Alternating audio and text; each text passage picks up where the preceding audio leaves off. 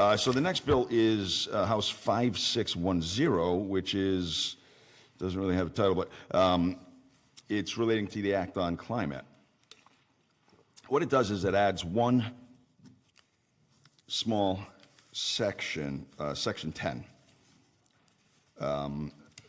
which is very plainly stated: evaluate and make recommendations for the use of carbon emissions removal technology as an alternative approach to reducing carbon emissions and meeting the climate goals as set forth in this chapter, which is the Act on Climate. This would charge the EC4 with this responsibility. Can the EC4 do it right now? I found nothing in the bill that would preclude them from doing it, but it would be great if it were mandated, in my humble opinion. So why am I proposing this amendment, and why do I believe it's a good idea? We want to look at reducing CO2 in the environment, right? That's what the Act on Climate was about. And so the Act seeks to slow and gradually eliminate the production of the CO2. This comes at it from a different angle. I believe I also learned about this at the same conference on the environment. Comes at it from the different side, where it's not only the reduction on this end is happening, but this is eating up carbon that is already being or still being produced and already in existence.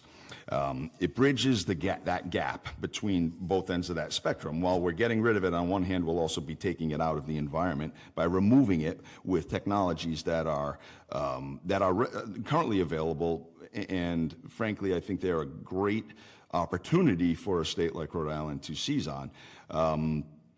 We know that we'll never eliminate all carbon emissions, particularly when it pertains to heavy industry, aviation, and agriculture. They'll always exist, so we should try to eliminate the carbon from the environment. This obviously enhances climate resiliency and flexibility, which is in keeping with the Act, and it's a more flexible and diversified approach to capture and store the carbon from the atmosphere. It's an emerging industry, and this is where I think as a state we're uniquely positioned, again because of our size, to potentially be a leader. We can create an industry around this topic, this idea, and embracing technologies that other states are doing successfully, and that we should as well. Can you imagine Rhode Island companies being able to get federal money, state monies towards creating this industry born here, raised here, that we can propagate throughout the entire U.S., who has similar goals to our Act on Climate in various forms? What are some of the existing carbon emissions removal technologies? I am going to breeze through these because I can tell, even though I'm not looking at you, you're sick of hearing me talk already. Direct air capture. This extracts CO2 from the atmosphere.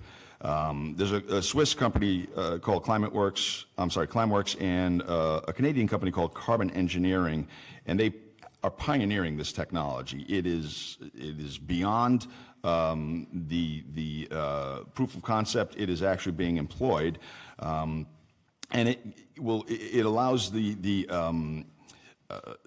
scalable CO2 reductions to be located where they need to be located, which would be where the CO2 is being created, as I said earlier, farming, heavy equipment, etc.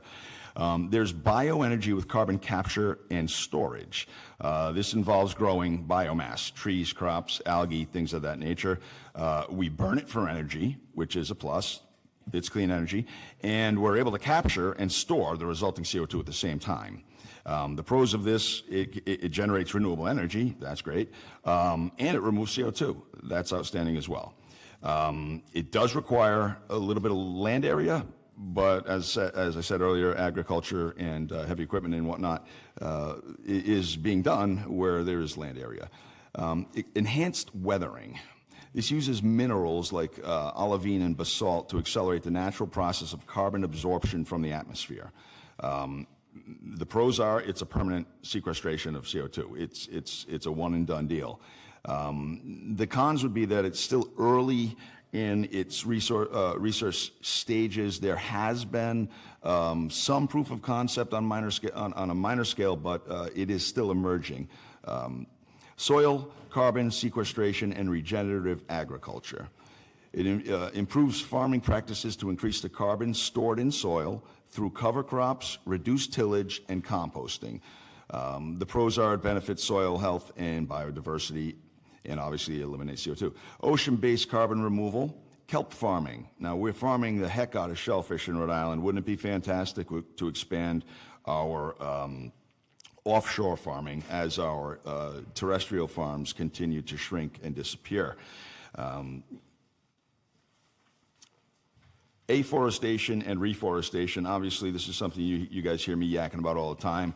I'm a tree lover, and I hate to see them getting cut down, and I love to see them being planted. That is self-explanatory. We know that no living organism eliminates more CO2 than a tree from the environment. So why not plant more and stop cutting down so darn many?